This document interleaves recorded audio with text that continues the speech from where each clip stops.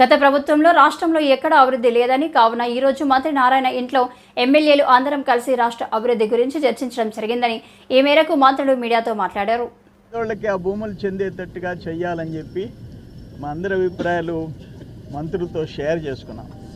అందుకని మా ఒకటే ఎయిమ్ ఈ ఉమ్మడి జిల్లా శాసనసభ్యులు మంత్రుల యొక్క సమీక్షా సమావేశం జిల్లా అధికార యంత్రాంగంతో కలిపి జిల్లా కలెక్టర్, జాయింట్ కలెక్టర్ అందరం కలిసి జిల్లా యొక్క సంక్షేమం అభివృద్ధి కార్యక్రమాల పైన ఒక సమీక్ష చేసుకోవడం జరిగింది. పెద్దలు మున్సిపల్ శాఖ మంత్రులు శ్రీ పొంగూరు నారాయణ గారి కార్యాలయంలో, క్యాంప్ కార్యాలయంలో ఈ సమావేశం అందరం కలిసి చేసుకున్నాం. ఒక వెంకటగిరి ఎమ్మెల్యే గారు మాత్రం ఆయనకి వేరే కారణాలతో చెన్నై పోవడం వల్ల వారు ఒక్కరే రాలేదు. మిగిలిన అందరు శాసనసభ్యులు కూడా హాజరు కావడం జరిగింది. నియోజకవర్గాల పరిధిలో ఉన్నటువంటి అనేక సమస్యల్ని మరి నా దృష్టికి, నారాయణ గారి దృష్టికి, జిల్లా కలెక్టర్, జాయింట్ కలెక్టర్ వాళ్ళ దృష్టికి, అధికారుల దృష్టికి కూడా తీసుకురావడం, దాని మీద ఉన్నటువంటి సమాచారం మేరకు అందరం కలిసి సమీక్షించుకోవడం జరిగింది. అంతేకాదు ఈ జిల్లాలో జరిగే అభివృద్ధి కార్యక్రమాల్లో కూడా ఏ విధంగా ప్రయారిటైజ్ చేసుకోవాలి, అధికారులతో ఎలా సమన్వయం చేసుకోవాలి, స్థానికంగా నియోజకవర్గాల పరిధిలో ఉన్నటువంటి అధికారులందరినీ కలుపుకొని జిల్లా స్థాయిలో మంత్రుల యొక్క సమీక్షలతో ముందుకు నడిపించాలనే విషయంలో కూడా ఒక అవగాహనకు రావడం జరిగింది. అందరికి కూడా దాని పట్ల ఒక మంచి ఆలోచనతో ముందుకు పోవాలని నిర్ణయించుకోవడం జరిగింది. ఇవాళ రాష్ట్ర ప్రభుత్వం అనేక అంశాలతో ప్రజల దగ్గర అతి పెద్ద మ్యాండేట్తో వాళ్ళ ఆశలకు అనుగుణంగా పరిపాలన అందించాలన్నటువంటి లక్ష్యంతో మన ముఖ్యమంత్రి శ్రీ చంద్రబాబు నాయుడు గారి నాయకత్వంలో మేమందరం కలిసి పనిచేస్తున్నాం. ఉమ్మడి జిల్లాలో తెలుగుదేశం పార్టీ ఎన్డీఏ కూటమికి రావడం, దీని పట్ల ముఖ్యమంత్రి గారికి ఈ జిల్లాలోని పూర్తి మద్దతు కూడా రావడం జరిగింది. ఆ విధంగా మనం అందరం కలిసి పార్టీని బలోపేతం చేసుకోవడమే కాదు, జిల్లాను కూడా అభివృద్ధి చేయడంలో అనేక విషయాల పట్ల ఒక అవగాహనతో కొత్త పారిశ్రామిక వాడల గురించి, ఉన్న పారిశ్రామిక వాడలకు అవసరమైన మౌలిక సదుపాయాల గురించి, అలాగే త్రాగునీటి సమస్యను పరిష్కరించడానికి రహదారుల సమస్యల్ని ఏ విధంగా ప్రయారిటైజ్ చేస్తామనే దానికి, వీటన్నిటి పట్ల కూడా ఇవాళ ఇక్కడ మాట్లాడుకున్నాం. భవిష్యత్తులో ఇంకా అనేక సందర్భాల్లో ఒక మంచి వాతావరణం, తెలుగుదేశం పార్టీ శాసనసభ్యులు, మంత్రులు, పార్లమెంటు సభ్యులు అందరం కలిసి ఒక మంచి ఆలోచన, అవగాహనతో ఉమ్మడి నెల్లూరు జిల్లాని బలోపేతం చేయడానికి, ముందుకు తీసుకెళ్ళడానికి ప్రభుత్వ పరంగా, పార్టీ పరంగా ఒక అవగాహనతో నడవాలనే దానిలో ఇవాళ మా చర్చలు సాగాయి. అదేవిధంగా మా నియోజకవర్గాల్లో ఉన్న సమస్యలు చెప్పుకున్నాం. ఆ సమస్యల పరిష్కారానికి అవసరమైన మేరకు ప్రభుత్వం దృష్టికి తీసుకెళ్లాలని, నిధులను సమకూర్చుకోవడంలో ముఖ్యమంత్రి గారితో మాట్లాడి ఈ ప్రాంత అభివృద్ధికి వారి సూచనలు, సలహాలు, వారి యొక్క సహకారం, ఆశీస్సులు కావాలని చెప్పి అందరం కలిసి కోరాలని కూడా మేము ఈనాడు అనుకోవడం, నిర్ధారించుకోవడం జరిగింది. భవిష్యత్ తెలుగు రాష్ట్రాల ముఖ్యమంత్రులు చంద్రబాబు, రేవంత్ రెడ్డిల భేటీపై బీజేపీ ఎంపీ లక్ష్మణ్ స్పందించారు. రెండు రాష్ట్రాల ముఖ్యమంత్రులు సామరస్యంగా విభజన హామీలను పరిష్కరించుకోవాలన్నారు. ఈ మేరకు బీజేపీ కార్యాలయంలో ఆయన మాట్లాడారు. పశ్చిమ బెంగాల్లో విశ్వవిద్యాలయంలో వైస్ ఛాన్సలర్గా, ఆ తర్వాత ఎమ్మెల్సీగా, శాసనసభ్యునిగా ఎన్నికైనటువంటి డాక్టర్ శ్యామప్రసాద్ ముఖర్జీ స్వాతంత్ర ఉద్యమ సందర్భంగా, స్వాతంత్ర ఏర్పడే సందర్భంలో కూడా ఏదైతే భారత్ విభజనకు మత ప్రాతిపదికన ఏదైతే ఆ రోజు కాంగ్రెస్ పార్టీ నెహ్రూ గారు తీసుకున్నటువంటి విధానం అయితే కానీ ఆ అఖండ భారత్ ఖండితంగా మారుతున్న సందర్భంలో పశ్చిమ బెంగాల్ పూర్తిగా తూర్పు పాకిస్తాన్లో కలపాలనేటువంటి ప్రయత్నాలు జరుగుతున్న సందర్భంగా డాక్టర్ శ్యామప్రసాద్ ముఖర్జీ పశ్చిమ బెంగాల్ ఆ భాగాన్ని భారతదేశంలో విలీనం చేసేదానికి చేసిన కృషి, తద్వారా ఇవాళ బెంగాల్లో ఉన్నటువంటి హిందువులు డాక్టర్ శ్యామప్రసాద్ ముఖర్జీ యొక్క చొరవ వల్లనే భారతదేశంలో ఇవాళ సురక్షితంగా జీవించగలుగుతున్నటువంటి విషయాన్ని ఇది ఒక చరిత్ర. ఆనాడు పూర్తిగా పశ్చిమ బెంగాల్ తూర్పు పాకిస్తాన్లో కలిసే ప్రయత్నాలు జరిగినప్పుడు ఏ రకంగా ఆ రోజు ఎదురొడ్డి నిలబడ్డారు. అదేవిధంగా నెహ్రూ గారు తన ప్రభుత్వంలో శ్యామప్రసాద్ ముఖర్జీని మంత్రిగా కొనసాగి పరిశ్రమల శాఖ మంత్రిగా వారు బాధ్యతలు నిర్వర్తించి ఆ తదనంతరము నెహ్రూ గారు 370 ఆర్టికల్ ద్వారా జమ్మూ కాశ్మీర్ భారతదేశంలో అంతర్భాగమైనప్పటికీ కూడా ప్రత్యేక ప్రతిపత్తి ఆ రకమైనటువంటి ప్రస్తావనకు విభేదించి తన మంత్రి పదవికి రాజీనామా చేయడమే కాకుండా ఆ రోజు ఏక్ దేశ్ మే దో విధాన్ దో ప్రధాన్ దో నిషాన్ నై చలేగా అనేటువంటి ఉద్యమానికి ఊపిరిపోసి నా దేశంలో ఉన్నటువంటి కాశ్మీర్కు వెళ్ళడానికి ఈ పాస్పోర్ట్ విధానం ఏమిటని చెప్పి ప్రశ్నించి విభేదించి సత్యాగ్రహానికి పూనుకుంటే ఎటువంటి ప్రభుత్వ అనుమతులు లేకుండా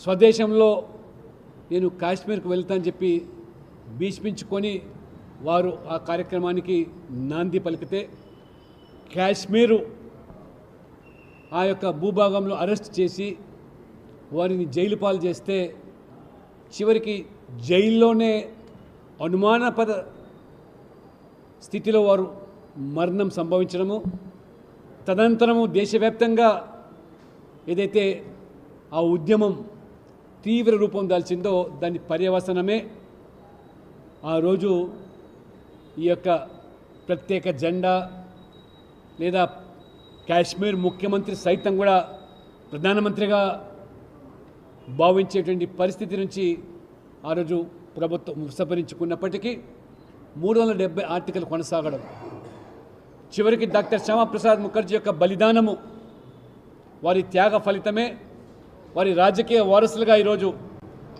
నరేంద్ర మోడీ గారైతేమి కార్యకర్తలుగా అందరం కూడా 370 ఆర్టికల్ రద్దు కోసము మనము తిప్పకుండా రాజీ పడకుండా ఒక సైద్ధాంతిక పోరాటంలో భాగంగా చివరికి ప్రభుత్వం ఏర్పడినటువంటి మొదటి రోజుల్లోనే 70 సంవత్సరాలుగా పట్టినటువంటి ఆ పీడను వదిలించుకునే దానికి నరేంద్ర మోడీ గారు ప్రధానమంత్రిగా, హోంమంత్రిగా అమిత్ శ్రీకాకుళం మండలం పాత్రనివాలస సమీపంలో ఏపీ టిట్కో కాలనీ వాసుల రవాణా సౌకర్యం లేకపోవడంతో ఇబ్బందులు పడేవారు. ఎన్నికల ముందు ఎమ్మెల్యే గూడు శంకర్ ఇచ్చిన హామీ మేరకు ఆర్టీసీ అధికారులతో మాట్లాడి బస్సు సౌకర్యం ఏర్పాటు చేశారు. శ్రీకాకుళం నియోజకవర్గంలో ఇక్కడ పాత్రనివాలస దగ్గర ఉన్న టిట్కో ఇల్లు దాదాపు 500 మంది ఇక్కడ ఆక్యుపేషన్లోకి వచ్చారు.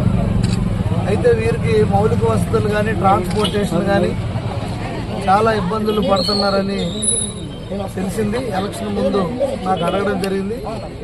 అయితే వీళ్ళకి రవాణా సౌకర్యార్థం ఆర్టీసీ బస్సు వచ్చే విధంగా మేము ప్రయత్నిస్తామని చెప్పడం జరిగింది. ఈ సందర్భంగా నేను రాష్ట్ర మంత్రివర్యులు అచ్చెన్నాయుడు గారి దృష్టికి, అలాగే కేంద్ర మంత్రివర్యులు రామ్మోహన్ నాయుడు గారి దృష్టికి కూడా నేను పెట్టడం జరిగింది. తర్వాత ఆర్టీసీ ఆర్ఎంఓ గారు అలాగే డిఎం గారు అందరితో మీటింగ్ పెట్టి వారికి నేను నిర్ణయించుకున్న వెంటనే తక్షణమే వారు వచ్చి దీన్ని మొత్తం ఈ ఇన్స్పెక్షన్ చేసి ఈ రూట్ని వెంటనే అప్రూవల్ చేసి ఈరోజు బస్సు కూడా ఈ టిడ్కో కాలనీ నుండి ప్రారంభించినందుకు ముందుగా ఆర్టీసీ అధికారులందరికీ కూడా శ్రీకాకుళం ఆర్టీసీ డిపో మేనేజర్ గారు మల్లికార్జునరావు గారికి, ఆనందరావు గారికి అందరూ కూడా పేరు పేరున మా హృదయపూర్వక ధన్యవాదాలు. అలాగే అచ్చెన్నాయుడు గారికి, రామ్మోహన్ నాయుడు గారికి కూడా ప్రత్యేకమైన అభినందనలు, ధన్యవాదాలు తెలియజేసుకుంటూ ఈ అవకాశాన్ని ప్రయాణికులందరూ కూడా ఉపయోగించుకొని మళ్ళీ బస్సు సక్రమంగా తిరిగేటట్టు అందరూ సహకరించాలని కూడా కోరుకుంటూ, ఇంకా ఏవైతే మౌలిక వసతులు కల్పన రేషన్ డిపో కానీ, అలాగే కొన్ని దగ్గరలో స్నేక్స్ అవన్నీ వస్తున్నాయి, అక్కడ జంగిల్ క్లియరెన్స్ లేదన్నారు, వాటి మీద, అలాగే వాటర్ కానీ పవర్ కానీ అన్ని విషయాలు, ఇక్కడ అంగన్వాడీ సెంటర్ కానీ, అలాగే హాస్పిటల్ పిహెచ్ సబ్ సెంటర్ కానీ, అలాగే ఏదైనా అన్ని విషయాలు, అలాగే ఇక్కడ ఒక సచివాలయం, దీనికి ఇక్కడ దగ్గరలో ఉన్న పాత్ర వాళ్ళకి అనుసంధానం చేయడానికి అన్ని విషయాలు నేను కూలంకషంగా రేపు మంగళవారం కూడా మళ్ళీ మున్సిపల్ కమిషనర్ గారితో మీటింగ్ పెట్టి చర్చించి అన్ని విధాలుగా ఇక్కడ ప్రజలకు ఎటువంటి ఇబ్బంది లేకుండా చేసేటట్టు నేను బాధ్యత తీసుకుంటాను. మీరు కూడా అందరూ ఈ బస్సు ప్రయాణం సక్సెస్ఫుల్గా రన్ అయ్యేటట్టు అందరూ సహకరించాలని కోరుకుంటూ అందరికీ ధన్యవాదాలు. Welcome to Anu 9 TV. ముందుగా బులెటిన్లోని హెడ్లైన్స్.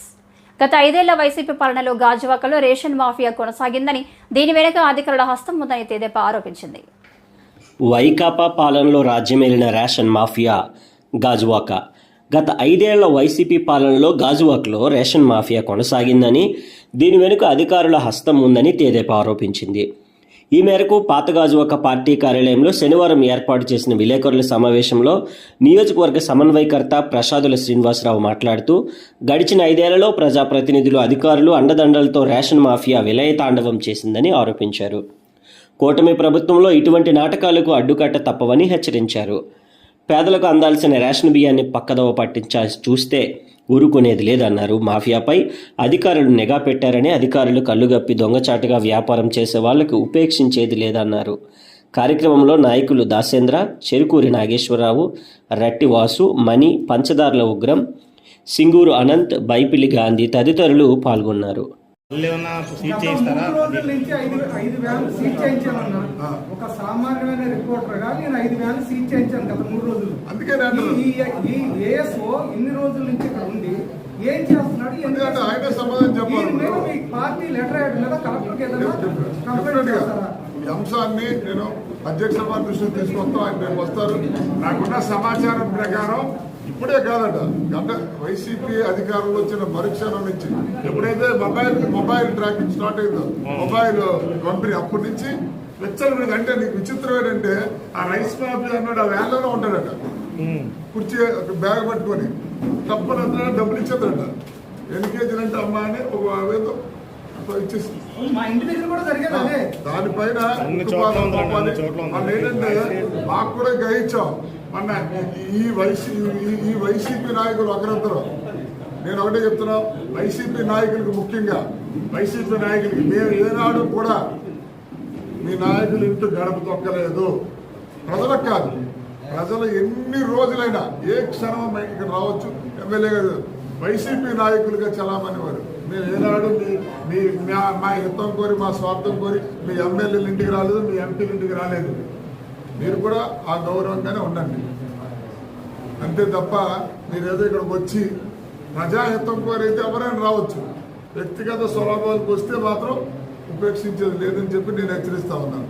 దానికి నేను ఎప్పుడే 5 చెప్పాను, ఏం పని మీకు అని. వారు అన్నారు నాతోటి, పౌరుడిగా వచ్చి పౌరుడిగా రండి, దండేయండి, విష్ చేయండి, ఏదైనా సమస్య. మాఫియా మొత్తం లిస్ట్ ఎంత ఉంది గాజువాక నియోజకవర్గంలోనే? అసలు ఇక్కడ ఏఎస్ఓ ఇప్పటి నుంచి ఏం చేస్తున్నారు? ఇన్ని సంవత్సరాల నుంచి ఏఎస్ఓ ఏం చేస్తారు? అందుకే దాంతో పాటు కని గుట్కాలు కూడా విచ్చగా ఉంటారండి, అది కూడా అరికట్టే విధంగా ఏదైనా సంఘ వ్యతిరేక శక్తులు, అంటే అది కైని అవ్వచ్చు, గుట్కా అవ్వచ్చు, లేదా బెల్ట్ షాపులు అవ్వచ్చు, ఏదైనా దానిపైన ఉక్కుపాదం మోపాల్సిన బాధ్యత ఉంది. నేను ఏమంటానంటే, కొంతమంది అధికారులు కూడా చాలా మంది గ్రహించారు. గాజువాక ఎంఆర్ఓ మండల ఆఫీసులో కానీ ఇతర ఆఫీసుల్లో ఇంకా వైసీపీ వాసన పోలేదు. అది పోకపోతే, అంటే నా పరిధి దాటిపోయినా, నేను గాజువాక నియోజకవర్గంలో మా కుటుంబ సభ్యులందరం మేము పోరాడాం, దుర్మార్గమైన పోరాడాం. కాబట్టి అది మేము ఆ విషయాన్ని మీ ద్వారా వారికి తెలియజేస్తా ఉన్నాం. ఇప్పటికైనా గతంలో జరిగినవి వదిలేయండి, నేను దాని జోలికి పోవు. అంటే అన్యాయం, అక్రమాలపైన ఉక్కుపాదం మోపండి. అలాగే కార్పొరేటర్లు వైసీపీ కార్పొరేటర్లు నా చరిత్రలో ఎప్పుడు చూడలేదు. చాలా మందిని అడిగి 5 దేశాలు గెలిచిన కూడా అడిగాను నేను, ఏమంటే మీరు ఎప్పుడైనా చేశారంటే ఎప్పుడు లేదు, కొత్త సంస్కృతి తీసుకొచ్చారు.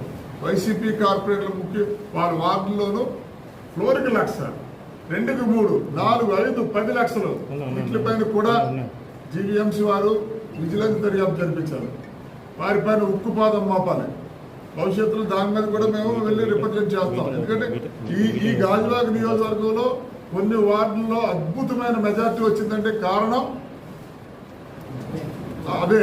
అంటే ఒక పేదవాడు వాడు ఇల్లు కట్టుకుంటాడండి, పేదవాడు ఇల్లు కట్టుకుంటే దాన్ని నోటీస్ ఇవ్వాల్సిన బాధ్యత ఉంది. తర్వాత ఆర్టీఓ బ్రోకర్లు కూడా అలాంటి వాళ్ళ పైన 1కి 2 వేస్తే, 1 వేసాడు అనుకోండి ప్రజా ప్రయోజనం అనుకో, ఆ కంటిన్యూగా ర్యాండమ్గా వేస్తున్నప్పుడు వారిపైన ఉక్కుపాదం మోపాలి. అందుకే నేను ఏమంటానంటే మేము ముందుగా చెప్పేదంటే ఒకవేళ నేనైనా ఏదైనా మీ దృష్టికి వచ్చి ప్రసాద్ శ్రీనివాస్ పాలన చేశాడంటే మీరు అండగట్టండి. మేము ఇప్పుడు చెప్తున్నాం, పల్లా శ్రీనివాస్ గారికి మీ అందరూ గౌరవం తెచ్చేవాళ్ళు, మేము అగౌరవం తెచ్చేవాళ్ళకి మమ్మల్ని కూడా మీరు దగ్గరుండి గ్రహించారు.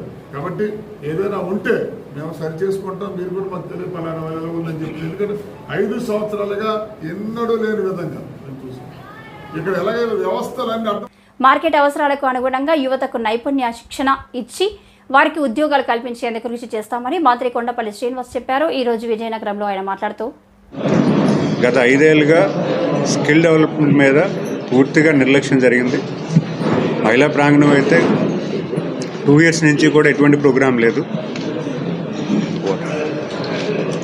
2 ఇయర్స్ నుంచి కూడా ఎటువంటి ప్రోగ్రాం లేదు. మరి స్కిల్ డెవలప్మెంట్ చూసుకుంటే గత తెలుగుదేశం ప్రభుత్వానికి ఇప్పటికీ చాలా వ్యత్యాసం ఉంది. ఇంజనీరింగ్ కాలేజ్లో స్కిల్ డెవలప్మెంట్ అనేది పూర్తిగా స్టాప్ చేశారు. మళ్ళీ జిల్లాలో ఉన్న స్కిల్ డెవలప్మెంట్ ఎటువంటి ఉన్నాయని చూస్తే అవి కూడా ఏదో 30 మంది 70 మంది చాలా చిన్న నెంబర్స్తో ఇక్కడ ట్రైనింగ్ జరుగుతుంది. మరి యువకులకైతే అంటే ఏదైతే గ్యాప్ ఉందో, అంటే మార్కెట్లో తయారు చేసే యువకులకి ఏ రకంగా తయారు చేయాలి, అంటే చదువుకున్న విద్యార్థులకి మార్కెట్లో స్టాండర్డ్ వర్క్ స్టైల్కి ఏదైతే గ్యాప్ ఉందో దాన్ని ఫిల్ చేసేది స్కిల్ డెవలప్మెంట్. దానికి ఏర్పాటు చేసి యువకులు ఎక్కువ మంది ట్రైనింగ్ చేసే దశగా ఆలోచన చేసిన ఈ స్కిల్ డెవలప్మెంట్ సెంటర్ మరి ఈరోజు చూసుకుంటే చాలా తక్కువ నెంబర్స్తో ఉన్నారు. అంటే వీళ్ళు చేయడానికైతే రెడీగా ఉన్నారు, కానీ సరైన డైరెక్షన్ అయితే కొంచెం కావాల్సిన అవసరం ఉంది. మరి చూసుకుంటే ఈరోజు కొంతమంది పబ్లిక్ ప్రైవేట్ పార్ట్నర్షిప్లో కూడా చాలా బాగా చేస్తున్నారు. వాళ్ళు కూడా మనకి ప్రత్యేకమైన అభినందనలు తెలియజేసుకోవాలి. సుమారు వాళ్ళైతే ఒక హోటల్ ఇండస్ట్రీ కానీ, అలాగే డేటా ఎంట్రీ ఆపరేటర్స్ కానీ, అలాగే కొన్ని బ్యూటీ హెల్త్ కేర్ సిస్టమ్స్లో కానీ వాళ్ళు సుమారు ఒక 1000 మందిని ప్లేస్ చేస్తున్నారు ఎవ్రీ ఇయర్. మరి గవర్నమెంట్ సైడ్ నుంచి కూడా అదే నెంబర్ ఉంది. 1000 నుంచి 1500 మంది వరకు ఈరోజు మనం స్కిల్ డెవలప్మెంట్ మీద సంవత్సరానికి ప్లేస్ చేస్తున్నారు. ఈ నెంబర్ ఇంకా బాగా పెరగాలని నా కోరిక. ఎందుకంటే ఈ నెంబర్ అయితే ఈరోజు యువకులు చదువుకున్న విద్యార్థులు అయితే ఎవ్రీ ఇయర్ మనకి మన జిల్లాలో అయితే కనీసం ఒక 20,000 మంది బయటకు వస్తున్నారు. మరి అలాంటి దశలో ఈరోజు వాళ్ళకి ట్రైనింగ్ స్కిల్ డెవలప్మెంట్ కొంచెం అంటే మార్కెట్కి ఈక్వల్గా మనం తయారు చేసుకోగలిగితే ఎక్కువ శాతం విద్యార్థులకు మంచి జరుగుతుందని. అండ్ ఇప్పుడు మనం ఇప్పటివరకు చేస్తుంది ఏంటంటే వైజాగ్, విజయనగరం, శ్రీకాకుళంలో ఎంప్లాయ్మెంట్ వచ్చే దశగా మనం ట్రైన్ చేస్తున్నాం. మరి స్కిల్ డెవలప్మెంట్ ఇంకొంచెం అభివృద్ధి చేసి దేశంలోని ప్రపంచంలోని మనం ఎక్కడికి వెళ్ళా మన కుర్రవాళ్ళు అంటే అవకాశం వచ్చే దశగా మనం స్కిల్ డెవలప్మెంట్ సెంటర్ తయారు చేసే విధానం తీసుకురావాలని ఆలోచన చేస్తే బాగుంటుందని ఈ వేదిక ద్వారా తెలియజేస్తున్నాను.